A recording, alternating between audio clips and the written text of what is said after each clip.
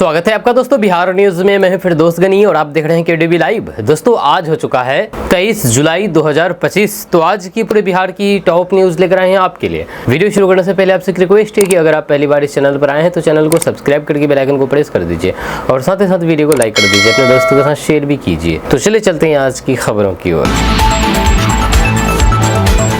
दोस्तों आज बिहार न्यूज की शुरुआत सबसे पहले करेंगे कि उपराष्ट्रपति जगदीप धनखड़ ने इस्तीफा दे दिया है। यह देश के उपराष्ट्रपति जगदीप धनखड़ के इस्तीफे के साथ ही नए उपराष्ट्रपति के नाम को लेकर के अटकलें शुरू हो गई है। वहीं पर बिहार के मुख्यमंत्री नीतीश कुमार के नाम की मांग उठने लगी है। अहम बात यह है कि ये मांग जेडीयू ने नहीं बल्कि जेडीयू के सहयोगी बीजेपी ने उठाई है। मंगलवार को बिहार विधानसभा के मानसून सत्र का कल दूसरा दिन था। सदन के अंदर गतिविधियां शुरू होने से पहले ही विपक्ष ने विधानसभा परिसर में जम करके हंगामा किया। वहीं पर विपक्ष के विरोध के बीच भाजपा के विधायक हरिभूषण ठाकुर बचौल ने यहां मौजूद मीडिया कर्मियों से बातचीत की और कहा है कि जबकि देश के उपराष्ट्रपति जगदीप धनखड़ ने स्वास्थ्य कारणों का हवाला देते हुए अपने पद से इस्तीफा दे दिया है, ऐसे में केंद्र सरकार को पहल करते हुए बिहार के मुख्यमंत्री नीतीश कुमार को उपराष्ट्रपति पद पर नियुक्त करना चाहिए। जहां हरिभूषण ठाकुर बचौल ने कहा है कि नीतीश कुमार पिछले 20 वर्षों से बिहार की सेवा कर रहे हैं।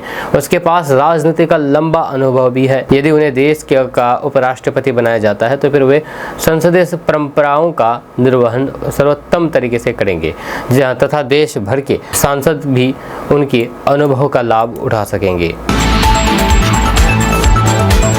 दोस्तों बिहार में 8 घंटे से ज्यादा काम करने पर दुगुना वेतन देना होगा। जी हां, बिहार के रजिस्टर्ड कारखानों में काम करने वाले मजदूरों के लिए श्रम संसाधन विभाग ने एक नई नियमावली लागू कर दी है। ये राज्य के यानी कि बिहार के 8000 से अधिक निबंधित कारखानों में कार्यरत 2 लाख से ज्यादा कामगारों को लाभ पहुंचाएगी। इस नियमावली के तहत अब मजदूरों से एक दिन में अधिकतम 8 घंटे और सप्ताह में 48 घंटे ही काम लिया जाएगा। यदि कारखाना मालिक 8 घंटे से ज्यादा काम करवाते हैं तो फिर उन्हें कामगारों को सामान्य वेतन की दुगुना दर से भुगतान करना होगा। ये कदम कामगारों और फिर उपभोक्ताओं के बीच बेहतर संबंध स्थापित करने के और फिर मजदूरों की आर्थिक शोषण को रोकने के लिए उठाया गया है। आपको बता दें कि पहले ओवरटाइम के नाम पर मजदूरों से अतिरिक्त काम ले लिया जाता था, लेकिन भुगतान प्रति घंटे की सामान्य दर से ही होता था। नई नियमावली में यह स्पष्ट किया गया है कि 8 घंटे से अधिक काम करने के लिए दुगुना वेतन अनिवार्य होगा। ये नियम कारखाना अधिनियम 1948 की धारा 59 के प्रावधानों के तहत लागू किया गया है। यानी कि इस नियम के तहत जो कारखाने में काम कर रहे हैं उन मजदूरों पर यह नियम लागू की गई है। नई नियमावली में कामगारों की सुरक्षा को भी प्राथमिकता दी गई है। 500 या फिर अधिक कामगारों वाले कारखानों में एक सुरक्षा अधिकारी की नियुक्ति अनिवार्य होगी। यह खतरनाक प्रक्रिया वाले कारखानों में 250 कामगारों पर एक सुरक्षा अधिकारी नियुक्त किया जाएगा। आपको बता दूं कि बिहार सरकार ने हाल ही में मजदूरों के लिए कई नई कदम उठाए हैं। जहां 1 अक्टूबर 2024 से न्यूनतम मजदूरी में 3.17% की बढ़ोतरी की गई है। जहां अकुशल मजदूरों की दैनिक मजदूरी 424 रुपये, जहां अर्धकुशल 440 रुपये, जहां कुशल 536 रुपये और अति कुशल 654 रुपये प्रतिदिन हो गई है। वहीं पर मजदूरों को अकुशल, अर्धकुशल और फिर कुशल और फिर अति कुशल श्रेणियों में बांटा गया है ताकि उनकी योग्यता के अनुसार न्यूनतम मजदूरी सुनिश्चित हो। दोस्तों बिहार शिक्षा विभाग के एसीएस सिद्धार्थ ने अपने पद से इस्तीफा दे दिया है। जब बताया जाता है कि वे चुनाव लड़ सकते हैं, विधानसभा चुनाव। आपको बता दूं कि बिहार के मुख्यमंत्री नीतीश कुमार के करीबी 2 आईएएस अधिकारी अभी तक नौकरी से इस्तीफा दे चुके हैं। दोनों चुनाव लड़ने की तैयारी में हैं। जब बिहार विधानसभा चुनाव से पहले राज्य में आईएएस अधिकारियों के स्वेच्छता से सेवानिवृत्त होने का सिलसिला बढ़ गया है। पिछले 15 दिनों में एस सिद्धार्थ दूसरे आईएएस अधिकारी हैं जिन्होंने वीआरएस लिया है। इससे पहले दिनेश कुमार राय ने 13 जून को इस्तीफा दिया था। उन्होंने सरकार को अपना वीआरएस आवेदन सौंप दिया है। मुख्यमंत्री सचिवालय के अनुसार उनका इस्तीफा नीतीश कुमार तक पहुंच गया है। उनके इस्तीफे के बाद वे जदयू से नवादा जिले से विधानसभा चुनाव लड़ेंगे। बताया जाता है कि उन्होंने 17 जुलाई को अपना वीआरएस आवेदन सरकार को सौंप दिया है, जो अब मुख्यमंत्री नीतीश कुमार के पास विचाराधीन है। मुख्यमंत्री की मंजूरी के बाद इस पर अंतिम निर्णय लिया जाएगा। यह सिद्धार्थ का अगर इस्तीफा मंजूर नहीं होता है तो उन्हें नवंबर 2025 तक इंतजार करना होगा या फिर सीएटी का दरवाजा खटखटाना पड़ेगा। दोस्तों उपराष्ट्रपति जगदीप धनखड़ का इस्तीफा मंजूर हो गया है। जब उनके इस्तीफे के बाद राजनीतिक हलचल बढ़ गई है। जब धनखड़ के इस्तीफे को लेकर के प्रधानमंत्री नरेंद्र मोदी की पहली प्रतिक्रिया सामने आई है। उन्होंने सोशल मीडिया प्लेटफॉर्म एक्स पर पोस्ट शेयर की है। पीएम मोदी ने धनखड़ के उत्तम स्वास्थ्य की कामना की है। प्रधानमंत्री नरेंद्र मोदी ने एक्स पोस्ट के जरिए कहा कि श्री जगदीप धनखड़ जी को भारत के उपराष्ट्रपति सहित कई भूमिकाओं में देश की सेवा करने का अवसर मिला है। जब मैं उनके उत्तम स्वास्थ्य की कामना करता हूं, धनखड़ का इस्तीफा मंजूर भी हो गया है। लिहाजा अब जल्द से जल्द इस पद को भरने के लिए चुनाव कराना होगा। संविधान के मुताबिक मृत्यु, इस्तीफा या फिर पद से हटाए जाने के बाद उपराष्ट्रपति को पद भरने के लिए बहुत ही जल्द चुनाव करवाना होता है। दोस्तों, बिहार विधानसभा चुनाव से पहले डिप्टी सीएम विजय सिन्हा और मंत्री अशोक चौधरी के बीच तीखी बहस हो गई है। अब सवाल उठता है कि क्या ये बहस बिहार की एनडीए में फूट का जरिया बनेगा? दरअसल बात है कि बिहार के राजनीतिक गलियारों से बड़ी खबर सामने आ रही है। दरअसल सोमवार को एनडीए विधायक दल की बैठक में उप मुख्यमंत्री विजय सिन्हा और मंत्री अशोक चौधरी के बीच तीखी नोकझोंक हुई। जब ग्रामीण कार्य विभाग के कार्यक्रम में स्थानीय विधायक को नहीं बुलाने पर विजय सिन्हा ने मंत्री अशोक चौधरी से नाराजगी जताई। जब बताया जा रहा है कि इसी बात को लेकर के एनडीए विधायक दल की बैठक के बीच में ही दोनों के बीच बहस शुरू हो गई। जब विजय सिन्हा ने कहा है कि सिर्फ एक सहयोगी दल को नहीं बल्कि सभी सहयोगियों को गठबंधन धर्म का पालन करना होगा। इस बीच एनडीए की बैठक में विजय सिन्हा ने प्रहलाद यादव का मुद्दा भी उठाया। उन्होंने कहा कि प्रहलाद यादव ने सरकार बनाने में सहयोग किया था और फिर शीर्ष नेताओं को इसकी जानकारी पहले से थी। विधायकों ने ग्रामीण कार्य विभाग में ग्लोबल टेंडरिंग को लेकर भी नाराजगी जताई है। वहीं पर ग्लोबल टेंडरिंग पर भाजपा विधायक ज्ञानेंद्र सिंह ज्ञानू समेत कई विधायकों ने अशोक चौधरी से असहमति जताई है। जब विधायकों ने कहा है कि ग्लोबल टेंडरिंग से चुनाव में नुकसान हो रहा है, एनडीए विधायकों ने नल जल योजनाओं को लेकर भी नाराजगी जताई है। इस बैठक में सीएम नीतीश कुमार समेत एनडीए के घटक दलों के सभी नेता मौजूद थे। दोस्तों, उपराष्ट्रपति जगदीप धनखड़ ने मानसून सत्र के पहले दिन अचानक इस्तीफा देकर के सबको चौंका दिया। अब उपराष्ट्रपति का पद खाली हो गया है और इस पद के लिए कई नए दावेदारों के नाम चल रहे हैं। इनमें बिहार के राज्यपाल आरिफ मोहम्मद खान का नाम भी जोर शोर से चल रहा है। माना जा रहा है कि बिहार चुनाव से पहले बीजेपी ये बड़ा दांव खेल सकती है। राजनीतिक समीकरणों को देखते हुए लालू यादव से लेकर के कांग्रेस और फिर टीएमसी के लिए भी समर्थन देना मजबूरी बन सकती है। वहीं पर आरिफ मोहम्मद खान अभी बिहार के गवर्नर है और इससे पहले केरल और राज्यपाल के तौर जिम्मेदारी निभा चुके हैं। जब अपने लंबे राजनीतिक करियर में वे कई बार विवादों में भी रहे हैं। जब पिछले एक दशक से मुसलमानों में वैज्ञानिक सोच के विस्तार और फिर तकनीकी शिक्षा जैसी बातों की खुल करके वकालत करते हैं। आपको बता दें कि बीजेपी पर विपक्षी दल अक्सर हिंदुत्ववादी पार्टी होने का आरोप लगाते हैं, जब मुसलमानों के कम प्रतिनिधित्व पर भी सवाल उठाए जाते हैं। आरिफ मोहम्मद खान को उपराष्ट्रपति बनाकर के बीजेपी एक साथ कई समीकरण साध सकती है। राजनीति में सक्रिय पारी खेलने के साथ ही आरिफ मोहम्मद खान की पहचान प्रगतिशील मुस्लिम बुद्धिजीवियों के तौर पर हो रही है। वहीं पर आपको बता दें कि बिहार के सामाजिक राजनीतिक समीकरण में ये आम तथ्य है कि यादव और फिर मुस्लिम वोटर्स आरजेडी के साथ मजबूती से जुड़े हुए हैं। वहीं पर टीएमसी पर भी मुस्लिम तुष्टीकरण के आरोप लगते हैं। अब एक बड़े संवैधानिक पद पर मुसलमान चेहरे को बैठा करके बीजेपी एक साथ कई विपक्षी पार्टियों को साध सकती है। साथ ही साथ बिहार चुनाव से पहले ये बड़ा सांकेतिक कदम भी साबित हो सकता है। जहां अगले साल केरल और फिर बंगाल में चुनाव है और फिर वहां भी चुनावी हार जीत में मुस्लिम मतदाताओं की निर्णायक भूमिका होती है। दोस्तों, बिहार के बहुत सारे घरों में स्मार्ट प्रीपेड मीटर लगे हुए हैं और जिस घर में स्मार्ट प्रीपेड मीटर लगाए गए हैं उन घर वालों का कहना है कि क्या जो बिहार सरकार की तरफ से 125 यूनिट फ्री बिजली देने की घोषणा की गई है कि तो क्या स्मार्ट प्रीपेड मीटर वालों को मिलेगी ये फ्री बिजली? तो इस बारे में आपको इस वीडियो में बताने वाले हैं। अच्छा, आपको बता दूं कि बिहार सरकार ने सभी बिजली उपभोक्ताओं को 125 यूनिट मुफ्त बिजली देने की घोषणा की है। इसका लाभ जुलाई महीने के बिल से ही देने की बात कही गई है। वहीं पर 1 अगस्त को बिजली का बिल आएगा, उसमें जुलाई महीने के दौरान हुई कुल खपत में 125 यूनिट बिजली को माफ करते हुए बचे हुए यूनिट पर ही बिजली बिल लगेगा। इसका लाभ सभी प्रीपेड मीटर धारकों को भी पूरी तरीके से मिलेगा। राज्य में यानी कि बिहार में प्रीपेड मीटर धारकों की संख्या संख्या 60 लाख से अधिक है। जहाँ स्मार्ट प्रीपेड मीटर उपभोक्ताओं को 125 यूनिट तक कोई भी शुल्क नहीं देना होगा। जहाँ इसके ऊपर जो भी यूनिट उठेगा उस पर ही बिल लगेगा। अगर कोई व्यक्ति महीने में अपने स्मार्ट प्रीपेड मीटर को रिचार्ज करते हैं तो उसमें उन्हें 125 यूनिट तक कोई भी शुल्क नहीं देना पड़ेगा। रिचार्ज की हुई राशि पर 125 यूनिट की खपत के बाद पहले की तय राशि के आधार पर ही शुल्क देना होगा। जब मुफ्त बिजली की इस निर्धारित यूनिट के बाद ही रोजाना के हिसाब से पूर्व की तरह ही कटौती होगी। अगर पोस्ट पेड या फिर प्रीपेड मीटर वाले किसी उपभोक्ता महीने में 200 यूनिट बिजली की खपत करते हैं तो उन्हें सिर्फ 75 यूनिट ही पर ही बिजली का बिल देना होगा। बचे हुए 125 यूनिट बिजली मुफ्त हो जाएगी। इसके बाद 100 यूनिट तक बिजली की खपत पर 4.12 रुपये प्रति यूनिट और 100 यूनिट से अधिक खपत होने पर 5.52 पैसे प्रति यूनिट की दर से शुल्क लगेगा। वर्तमान में भी यही शुल्क लगता है और इसमें किसी तरीके की बढ़ोतरी नहीं की गई है। दोस्तों, केंद्रीय मंत्री गिरिराज सिंह ने बिहार में मतदाता सूची के चल रहे विशेष गहन पुनरीक्षण का बचाव किया है और संवैधानिक प्रक्रिया पर सवाल उठाने के लिए यह विपक्ष की कड़ी आलोचना की है। जहां इंडिया गठबंधन के नेताओं के आरोपों का जवाब देते हुए गिरिराज सिंह ने जोर देकर के कहा है कि मतदाता सूची में संशोधन की प्रक्रिया मौजूदा सरकार के समय से चली आ रही है और विपक्ष पर इस मुद्दे का राजनीतिकरण करने का आरोप लगाया है। वहीं पर गिरिराज सिंह ने कहा है कि मैं विपक्ष से पूछना चाहता हूं कि क्या वे संविधान में विश्वास करते हैं? अगर हाँ तो फिर क्या 2003 में जब मतदाता सूची में संशोधन हुआ था तब नरेंद्र मोदी देश के प्रधानमंत्री थे? ये सब एक संवैधानिक प्रक्रिया है। आप संविधान को कुचलते हैं लेकिन बाबा साहेब का नाम लेते हैं। जब वे किसी और चीज़ को लेकर के चिंतित है, वे रोहिंग्याओं, बांग्लादेशियों और फिर उनके साथ क्या होगा उनकी चिंता कर रहे हैं, इसलिए वे डरे हुए हैं। वहीं पर भाजपा सांसद राजीव प्रताप रूडी ने कहा है कि विपक्ष को संविधान से सख्त नफरत है। संसद और फिर सुप्रीम कोर्ट संवैधानिक संस्थाएं हैं। वे सुप्रीम कोर्ट गए और फिर जब वहां इसे रोक नहीं पाए तो अब संसद में इसे रोकने की कोशिश कर रहे हैं। उन्होंने कहा है कि ये लोकतांत्रिक मर्यादाओं के विरुद्ध है। मेरा मानना है कि इस समय सभी राजनीतिक दलों को ये सुनिश्चित करने के लिए कड़ी मेहनत करनी चाहिए कि उनके जो मतदाता छूट गए हैं उनके नाम मतदाता सूची में दर्ज हों।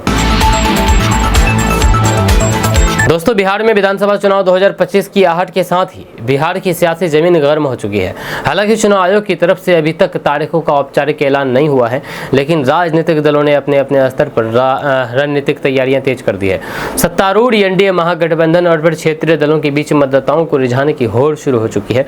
सीट बंटवारे, नए चेहरे के चयन और फिर घोषणाओं का सिलसिला जोरों पर है। जब वहीं पर इसी राजनीतिक उथल पुथल के बीच पुष्पम प्रिया चौधरी एक बार फिर से अपनी पार्टी द पीपल्स पार्टी के साथ मजबूती से मैदान में उतरने को तैयार है। खुद को बिहार का भविष्य कहने वाली पुष्पम प्रिया चौधरी ने इस बार ऐलान किया है कि टीपीपी राज्य की सभी 243 सीटों पर चुनाव लड़ेगी। यही नहीं, उन्होंने स्वयं के चुनाव लड़ने की भी घोषणा कर दी है। वहीं पर द पीपल्स पार्टी की अध्यक्ष पुष्पम प्रिया चौधरी ने एक बड़ा ऐलान करके सियासी हलकों में हलचल मचा दी है। उन्होंने साफ शब्दों में कह दिया है कि इस बार वे हर हाल में चुनाव लड़ेगी और इसके लिए दरभंगा जिले की किसी विधानसभा सीट से मैदान में उतरने की पूरी संभावना है। हालांकि पुष्पम प्रिया चौधरी ने यह भी स्वीकार किया है कि दरभंगा सदर सीट से मौजूदा विधायक और फिर बिहार सरकार में मंत्री संजय सरागे से उनके पारिवारिक संबंध है, जिससे उन्हें थोड़ी नैतिक सुविधा हो रही है। इसके बावजूद भी उन्होंने ये स्पष्ट कर दिया है कि इस बार पीछे हटने का सवाल ही नहीं उठता, जहां वे चुनावी मैदान में उतरेंगी और फिर पूरी ताकत के साथ लड़ेगी। दोस्तों, बिहार विधानसभा के मानसून सत्र के दौरान एसआईआर को लेकर के कल दोनों सदनों में विपक्षी दलों ने काला कपड़ा पहन करके जोरदार विरोध प्रदर्शन किया। इस पर बिहार के डिप्टी सीएम सम्राट चौधरी ने विपक्ष पर निशाना साधते हुए कहा कि निर्वाचन आयोग ने साफ कर दिया है कि किसी भी गरीब, पिछड़े, दलित या फिर सामान्य वर्ग के नागरिक का नाम मतदाता सूची से नहीं काटा जा रहा है। उन्होंने बताया है कि अब तक करीब 98% लोगों ने फॉर्म भर करके पुनः निरीक्षण में हिस्सा लिया है। यह जांच में लगभग 19 लाख मृत मतदाता, 20 लाख बाहर गए नागरिक और फिर 8 लाख ऐसे वोटर पाए गए हैं जिनके नाम एक से अधिक जगह पर दर्ज है। सम्राट चौधरी ने कहा कि ये प्रक्रिया पूरी पारदर्शिता के साथ की जा रही है और 26 तारीख को ये प्रक्रिया पूरी हो जाएगी। इसके बाद ड्राफ्ट वोटर लिस्ट जारी होगी, जिसमें सभी राजनीतिक दलों को आपत्ति दर्ज करने का अधिकार होगा। उन्होंने कहा कि कांग्रेस, आरजेडी या फिर अन्य विरोधी दल सिर्फ लोगों को गुमराह कर रहे हैं। सम्राट चौधरी ने पुराने सम्राट चौधरी ने पुराने बयानों का हवाला देते हुए कहा कि 1990 में कहा गया था कि बांग्लादेशियों को बाहर करेंगे। ममता बनर्जी ने 2005 में लोकसभा में यही बातें कही थी। तो अब आज किशनगंज में 120% से अधिक आधार कार्ड दिख रहे हैं, तो फिर जांच तो होनी चाहिए। वहीं पर विपक्ष द्वारा काले कपड़े पहनने पर कटाक्ष करते हुए सम्राट चौधरी ने कहा कि इनके ऊपर शनिश्वर ग्रह हावी हो गया है, इसलिए काला कपड़ा पहन करके घूम रहे हैं। पर नीतीश कुमार को उपराष्ट्रपति बनाए जाने की अटकलों पर सम्राट चौधरी ने कहा कि ये निर्णय बीजेपी और फिर एनडीए नेतृत्व करता है और फिर वही तय करेगा। दोस्तों, बिहार विधानसभा चुनाव से पहले राजनीतिक हलचल बना हुआ है। कांग्रेस नेता और फिर निर्दलीय सांसद पप्पू यादव ने महाराष्ट्र में जारी हिंदी मराठी विवाद, बिहार चुनाव, तेजस्वी यादव, असदुद्दीन ओवैसी और गाड़ी पर नहीं चढ़ने देने के समेत कई सब मसलों पर खुल करके बात की है। उन्होंने भाषा विवाद को लेकर के राज ठाकरे को चुनौती देते हुए कहा कि वे मुंबई जाकर के उनके खिलाफ लड़ेंगे। उद्धव ठाकरे और फिर राज ठाकरे हिंदी मराठी विवाद पर जो कह रहे हैं, उनसे जुड़े हुए सवाल पर निर्दलीय सांसद पप्पू यादव ने कहा है कि हिंदी भाषी और बिहार झारखंड को जो भी चैलेंज करेगा, हम मुंबई जाकर के राज ठाकरे के खिलाफ लड़ेंगे। साथ ही ये भी चेतावनी दी है कि वे बिहार में एक भी मराठी संस्था को चलने नहीं देंगे, बंद कर देंगे। समाचार एजेंसी एएनआई के साथ पॉडकास्ट में बिहार से बाहर बिहारी लोगों पर हुए हमले का जिक्र करते हुए पप्पू यादव ने कहा कि गुजरात में बिहारी लोगों को मार मार करके भगाया जा रहा था। जहां हम पर गुजरात में बम चलाने की कोशिश की गई, हम पर ईंट फेंका गया, हमें धमकी दी गई कि मार देंगे, हम लेकर के आए। इसी तरह आसाम में हमला हुआ और फिर हम लेकर के आए। जब मणिपुर में हमला हुआ और हम लेकर आए। जब प्रशांत किशोर की पार्टी में शामिल होने के सवाल पर पप्पू यादव ने कहा कि मैंने तो कह दिया था, आप प्राइम टाइम में लेते थे और आज सुबह ही ले लिया। उन्होंने तो ये भी बता दिया है कि कल ज्वाइन कर रहे हैं। उन्होंने आगे कहा है कि मैं 7 बार में 6 बार निर्दलीय चुनाव जीतने में कामयाब रहा। आज जाति और धर्म के नाम पर वोट ले सकते हैं, लेकिन विकास के नाम पर कभी वोट नहीं पड़े। पप्पू यादव ने कहा है कि प्रशांत किशोर को सलाह दीजिए कि अपनी जाति का एक वोट लेने की क्षमता पैदा करें। उन्होंने आगे कहा कि वे पहले कहते थे कि एमएलए नहीं बनेंगे, अब बोले कि बनेंगे, फिर कहे कि मुख्यमंत्री नहीं बनेंगे और अब बोले कि बनेंगे। उनसे कहिए कि अब मुख्यमंत्री बनने का सपना छोड़ दें। वहीं पर असदुद्दीन ओवैसी के बारे में पप्पू यादव ने कहा है कि जैसे बीजेपी को चुनाव लड़ने का अधिकार है तो उन्हें भी चुनाव लड़ने का अधिकार है, लेकिन ये चुनाव में कोई खास असर नहीं डाल पाएंगे। हालांकि हर किसी का कुछ न कुछ असर होता ही है, लेकिन कुछ खास असर नहीं होगा। सीमांचल में भी इनका असर नहीं होगा, जब मुझे नहीं लगता है कि ये वोट काट पाएंगे। दोस्तों, बिहार की राजनीति एक बार फिर से गर्मा गई है। जनसुराज यात्रा के दौरान दरियापुर पहुंचे प्रशांत किशोर ने एक बार फिर से मीडिया से बातचीत करते हुए बिहार भाजपा के प्रदेश अध्यक्ष डॉक्टर दिलीप कुमार जायसवाल पर तीखा हमला बोला। उन्होंने कहा कि दिलीप कुमार जायसवाल पर लगे गंभीर आरोपों को छिटपुट घटनाएं बताना जनता का अपमान है। प्रशांत किशोर ने कहा कि दिलीप कुमार जायसवाल खुद एक कॉलेज पर अवैध कब्जा किए हुए हैं, उन पर हत्या का भी आरोप है। उन्होंने बिहार के 50 से ज्यादा राजनीतिक परिवारों के बच्चों को बिना एंट्रेंस टेस्ट के अपने मेडिकल कॉलेज से डिग्री दिलवाई है। क्या ये भी छिटपुट घटनाएं हैं? प्रशांत किशोर ने चुनौती देते हुए कहा है कि अगर दिलीप कुमार जायसवाल में हिम्मत है तो फिर वह प्रेस कॉन्फ्रेंस करें और जवाब दें। प्रशांत किशोर ने यह भी ऐलान कर दिया है कि जल्द ही उनके खिलाफ आरोपों की तीसरी किस्त जारी की जाएगी। दिलीप जायसवाल अभी छिपे हुए हैं और फिर सोच रहे हैं कि ये आंधी गुजर जाएगी, लेकिन इस बार ऐसा नहीं होगा। जब तक वे भाजपा प्रदेश अध्यक्ष का पद नहीं छोड़ करके किशनगंज नहीं भागते, हम छोड़ेंगे नहीं। जनसुराज के आगामी विधानसभा घेराव की रणनीति पर भी खुल करके बात की है। उन्होंने नीतीश सरकार पर वादा खिलाफी का आरोप लगाया है। प्रशांत किशोर ने कहा है कि नीतीश कुमार ने गरीब परिवारों को 2 लाख रुपए देने की बात कही थी, जो आज तक नहीं मिला।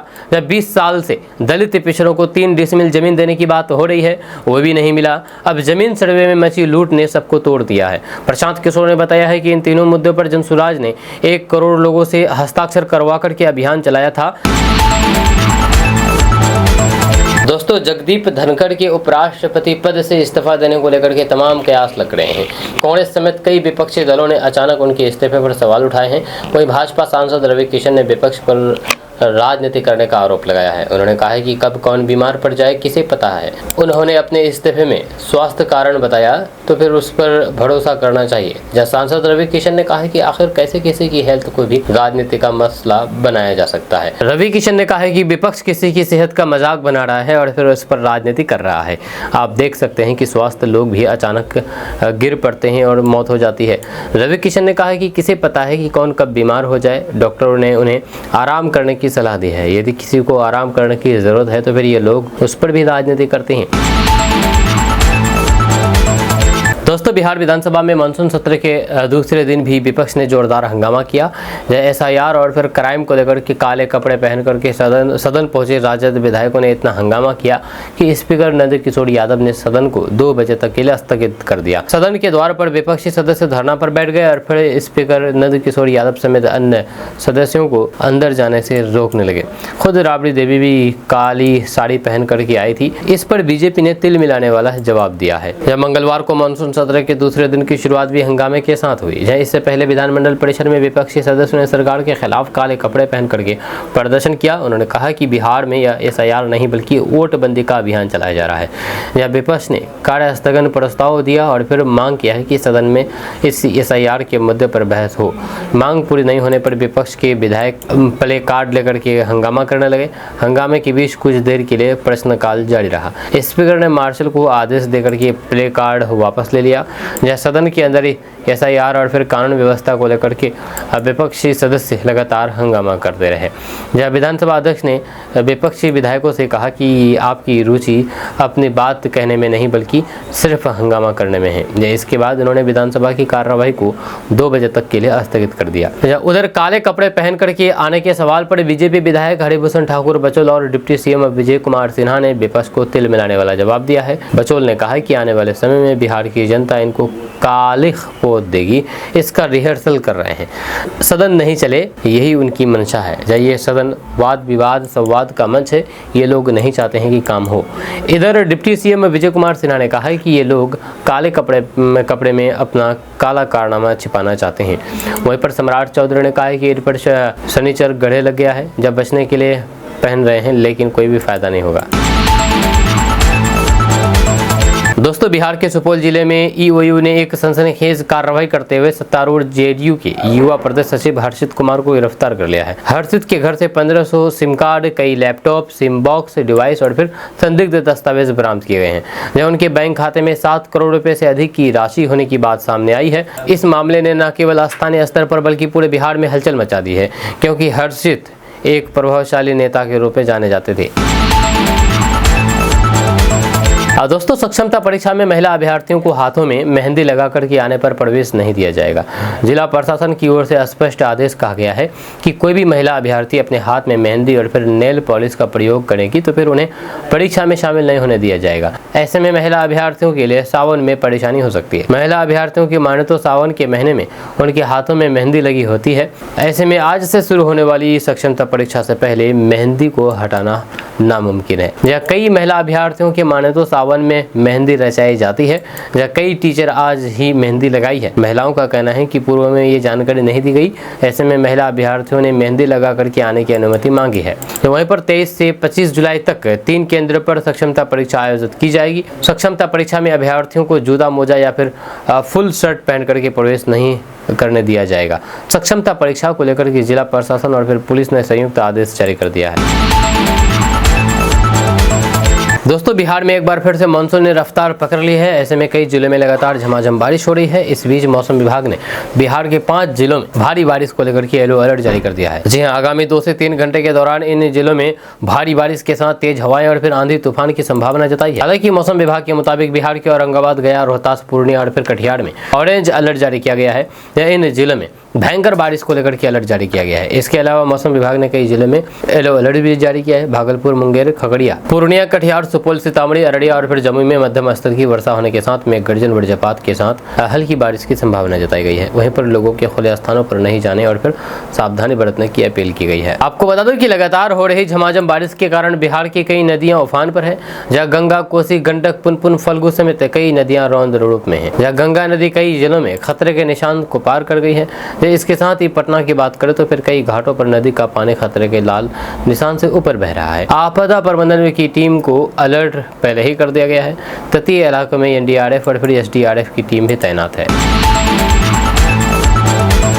दोस्तों, सरकार किसानों को सौर ऊर्जा से जोड़ने के लिए बड़ी सौगात देने जा रही है। नई योजना के तहत लघु और सीमांत किसानों को सिर्फ 10% कीमत पर सोलर पंप उपलब्ध कराए जाएंगे, जबकि राज्य सरकार 90% लागत खुद वहन करेगी। वहीं पर बड़े किसानों को भी राहत दी गई है, उन्हें सोलर पंप के लिए केवल 20% कीमत चुकानी पड़ेगी।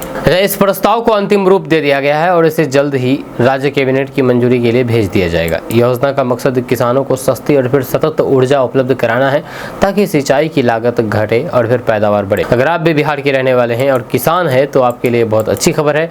अब आप अपने खेत में जाकर सोलर पंप लगा करके अपनी पैसे की बचत कर सकते हैं। दोस्तों, बिहार के पूर्व स्वास्थ्य मंत्री और लालू प्रसाद यादव के बड़े बेटे तेज प्रताप यादव सदन की कार्यवाही खत्म होने के बाद बिहार विधानसभा पहुंचे। जब वहां उन्होंने अपनी मां और फिर पूर्व मुख्यमंत्री राबड़ी देवी के उस बयान का समर्थन किया जिसमें उन्होंने मुख्यमंत्री नीतीश कुमार से आग्रह किया था कि अब वे अपने बेटे निशांत कुमार को मुख्यमंत्री बना दे। तेज प्रताप यादव ने कहा कि मैं शुरू से कहता आ रहा हूँ कि युवाओं को मौका मिलना चाहिए। मेरी माताजी ने जो कहा है वह सोच समझ कर ही कहा होगा। जब बिहार में बढ़ते अपराध पर तेज प्रताप यादव ने कहा कि अपराध अपने चरम पर है और सरकार बिल्कुल भी निष्क्रिय हो गई है, जब कोई कार्रवाई नहीं हो रही है। जब उनसे चुनाव लड़ने को लेकर के सवाल किया गया तो उन्होंने कहा कि बहुत लोग तरह तरह की चर्चा कर रहे हैं। कोई कहता है कि मैं बख्तियारपुर से चुनाव लड़ूंगा, तो कोई मोहिद्दीन नगर से। जब महुआ में मैंने बहुत काम किया है और जहां से जनता की मांग होगी वहीं से चुनाव लड़ूंगा। दोस्तों, जगदीप धनखड़ के उपराष्ट्रपति पद से इस्तीफा की चर्चा पूरे देश में हो रही है। ताज़ा खबर चुनावी राज्य बिहार से है। लालू प्रसाद यादव की पार्टी आरजेडी ने दावा किया है कि धनखड़ का इस्तीफा भाजपा की साजिश का हिस्सा है। आरजेडी विधायक मुकेश रोशन के मुताबिक अगला इस्तीफा मुख्यमंत्री के पद से नीतीश कुमार का होगा, जब भाजपा उन्हें उपराष्ट्रपति बनाकर के दिल्ली भेजेगी। इसके बाद जदयू का भाजपा में विलय होगा और फिर भाजपा अपने दम पर चुनाव लड़ेंगे। वहीं पर मुकेश रोशन ने कहा है कि भाजपा को यह आभास हो गया है कि इस बार के विधानसभा चुनाव में नीतीश के नाम पर वोट नहीं मिलेंगे।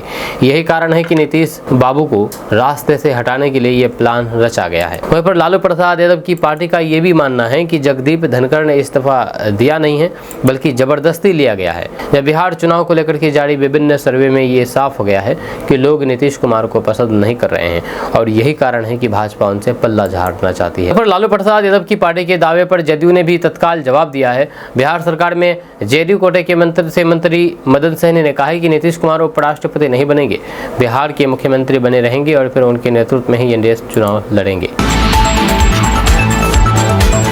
दोस्तों, उत्तर प्रदेश के हरिमपुर जिले में एक रिश्ते को शर्मसार कर देने वाला मामला सामने आया है। यहाँ एक मामा ने मंदिर में अपने ही भांजी की मांग भर करके शादी कर ली। दरअसल मामा ने अपनी बिना माँ बाप की भांजी को अपने घर में पालन पोषण के लिए रखा था, जिसके बाद उसके साथ अवैध संबंध बना करके उसे गर्भवती कर दिया। जब मामला पुलिस के पास पहुंचा तो फिर मुकदमे से बचने के लिए मामा ने अपनी ही भांजी से शादी कर ली।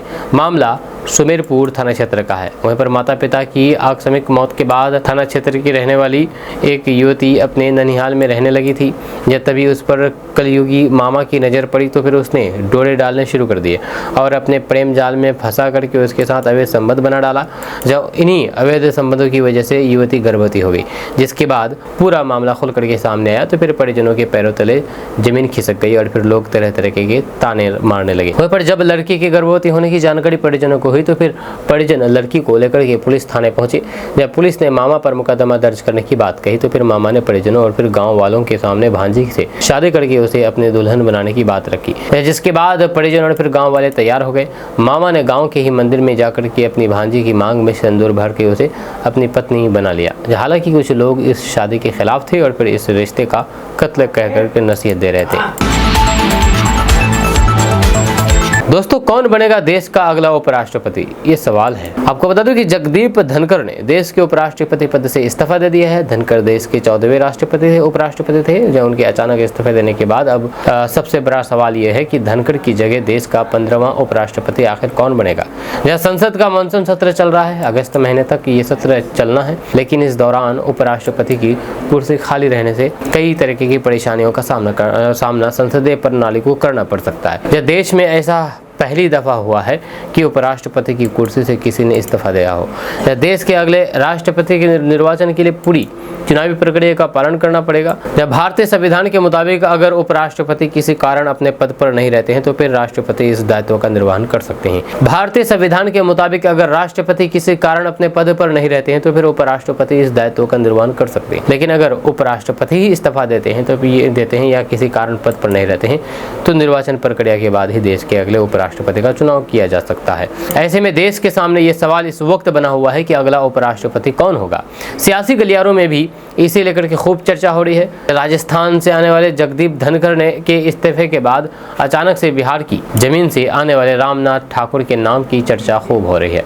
जेडीयू के राज्यसभा सांसद रामनाथ ठाकुर बिहार के पूर्व मुख्यमंत्री स्वर्गीय कर्पूरी ठाकुर के बेटे हैं और फिलहाल केंद्र सरकार में कृषि राज्य मंत्री हैं।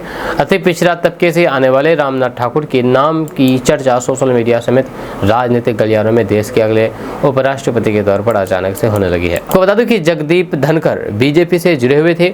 पश्चिम बंगाल के राज्यपाल के तौर पर उनकी भूमिका देश भर में देखी थी। वहीं पर ममता सरकार के खिलाफ जिस तरह धनखड़ पश्चिम बंगाल में मुखर रहे, उनकी चर्चा हर तरफ होती रही। बाद में उन्हें देश का 14वां उपराष्ट्रपति बनाने का गौरव हासिल हुआ। लेकिन अब बिहार से आने वाले रामनाथ ठाकुर की चर्चा ने धनखड़ के इस्तीफे के चंद घंटे बाद ही जोर पकड़ ली है। ऐसे में यह सवाल उठना लाजमी है कि क्या उपराष्ट्रपति जैसे संवैधानिक पद पर बीजेपी जेडीयू की किसी नेता को बैठने देगी। जब बीजेपी ऐसे संवैधानिक पद पर अपने संगठन से जुड़े हुए किसी चेहरे को ही तरजीह देती आई है। बिहार में इस साल विधानसभा चुनाव होने हैं, इस लिहाज से भी रामनाथ ठाकुर के नाम की चर्चा ने जोर पकड़ी है। लेकिन बीजेपी के लिए यह फैसला आसान नहीं होगा। हो सकता है कि आने वाले कुछ दिनों में अगले उपराष्ट्रपति को लेकर के तस्वीर साफ हो या फिर बीजेपी किसी अप्रत्याशित चेहरे को आगे करके सबको चौंका दे। ये तो हर आने वाले वक्त ही बता पाएगा। दोस्तों, बिहार में विधानसभा का मानसून सत्र शुरू होते ही सियासत की तपिश चरम पर पहुंच गई है। चुनावी साल में जहां पर एक और सत्ता पक्ष अपने विकास कार्यों का बखान कर रहा है, वहीं पर विपक्ष अब वोटर लिस्ट के बहाने सरकार को घेरने के मोड में नजर आ रहा है। लेकिन सदन में जो कुछ हुआ है उसने सियासी पारा और भी चढ़ा दिया है। जैसे ही स्पीकर ने कार्रवाई शुरू करने की कोशिश की तो फिर विपक्षी दलों ने सदन की मर्यादाओं को तोड़ते हुए नारेबाजी और विरोध प्रदर्शन शुरू कर दिया। काले कपड़ों में लिपटे विपक्षी विधायक हाथों में SIR वापस लो जैसे पोस्टर के लिए वेल में कूद पड़े। विरोध की तीव्रता इतनी थी कि कुछ विधायक विधानसभा के मुख्य प्रवेश द्वार पर ही धरने पर बैठ गए। वहीं पर इस बार विवाद की जड़ में है SIR यानी कि स्पेशल आइडेंटिफिकेशन रिवीजन, जो कि मतदाता सूची के विशेष पुनरीक्षण से जुड़ी हुई सरकारी प्रक्रिया है। जब विपक्ष का आरोप है कि इस कवायद के जरिए सरकारी मतदाता सूची से अपने विरोधी वोटर्स के नाम हटाना चाहती है।